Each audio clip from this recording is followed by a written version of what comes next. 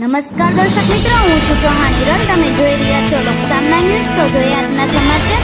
ભાવનગરથી અમારા રિપોર્ટર ગૌતમ બારિયા. ભારતીય સેનાએ પાકિસ્તાન પર કરેલી એર સ્ટ્રાઇકથી ભાવનગર શહીદ પરિવારને મોટી રાહત મળી છે. પહેલગામમાં થયેલા આતંકવાદી હુમલામાં શહીદ થયેલા પિતા પુત્રના પરિવારજનોએ આ કાર્યવાહીને સાચી શ્રદ્ધાંજલિ ગણાવી છે. મૃતક યતીશ પરમારના પત્ની કાજલબેન પરમારે જણાવ્યું કે તેમના દેશના વડાપ્રધાન અને ભારતીય સેના પર ગર્વ છે. તેમણે કહ્યું કે આ કાર્યવાહીથી તેમના પરિવારજનોના આત્માને શાંતિ મળશે. મૃતક સ્મિત પરમારના કઝિન અભિષેક પરમાર અને સાવલ પરમારે પણ ભારતીય સેનાની કાર્યવાહીને આવકારી છે. 4 પરિવારજનોએ જણાવ્યું કે આતંકવાદીઓ સામે લેવાયેલા આ પગલાથી તેમને સંતોષ થયો છે. આ કાર્યવાહીથી તેમના પરિવારના શહીદ સભ્યોના સાચી શ્રદ્ધાંજલિ મળી છે. અને મોરારી બાપુની કથામાં ગયા હતા. પછી અમે લોકો બધા 12 જણા અમે પહેલગામ ગયા હતા. પછી અમે ત્યાં જતા હતા એટલે અમારું મન નહોતું, અમે ઉતરી ગયા બધા. પછી પાછા અમને બધા ઘોડાવાળાને બધા કીધું નહીં તમારે આવવું જ પડશે, પૈસા નહીં દો તો તમારે આવવું પડશે. અને પપ્પા કે મારું મન નથી માનતો, નથી જવું. પણ તોય અમે બધા ગયા. અમે 12 જણા હતા અને અમે ત્યાં પહોંચ્યા 5 જ મિનિટ થઈ. આ લોકો મને કોઈની ઉપર વિશ્વાસ નથી. જે જમ્મુ કાશ્મીરમાં ખચ્ચરવાળા છે એની પર વિશ્વાસ નથી આવતો. મને થોડુંક ડાઉટ જેવું લાગે છે. અને અમે ત્યાં 5 જ મિનિટ પહોંચ્યા. હજી અમે એકાબીજી મારા દીકરા સામું મારા પતિ સામું જોઉં છું ત્યાં ફાયરિંગ 2 હવામાં થયા. તમે અમને જોવા રહ્યા. અને મારા કાકા છે અશરભાઈ નાથાણે એમ કીધું ભાગો દોડો જલ્દી. ત્યાં અમે બધા દોડવા મળ્યા. ત્યાં હું હજી ગેટ આગળ પહોંચું ને તો મારા છોકરાને કોઈક એમ કીધું કે લેટ જાઓ. તો એ લોકો લેટ્યા.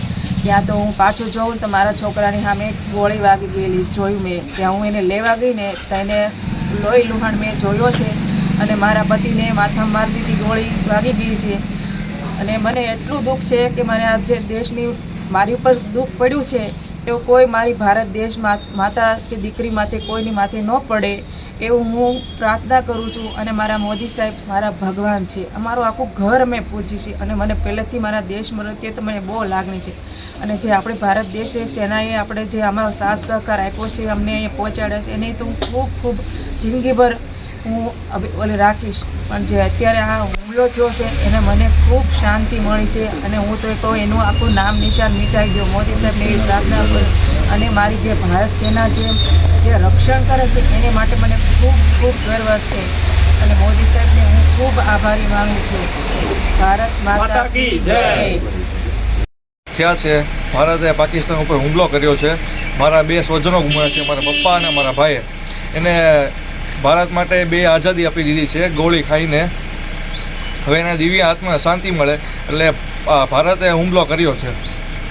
આપણા સેના ઉપર કેટલો ગર્વ મહેસૂસ કરો છો, જે પરાક્રમ બતાવ્યો છે? હા, શું કહેશો ભારતીય સેનાને?